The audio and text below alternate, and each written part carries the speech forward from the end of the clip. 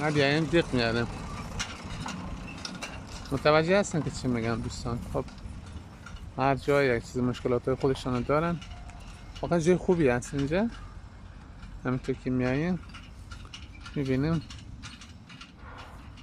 این بچه ها بعد منال میرم از سر تپه میرم بالا ها رو براتون نشان میتونم. اون طرف که مثلا یکان جایی هومو داره، یعنی جای دانه اسب هستمشون خر هست، قد دو نفر دنبوره میزنه.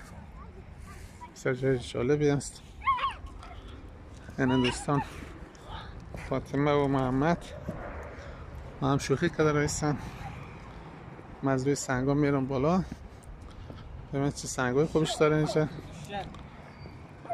نه طرف چی اومدیم اینجا این کوک هست و مابین ازیه چیز خوبی داره که آبی گرم میایه از این همین تو داغ هست. اونجا هوا معمولا بسیار خنک هم است، ولی دونو قسمت اونجا چند تا بچه هستن جانشون رو لوش کردن مابین او در آمده بازی کرده رایستن.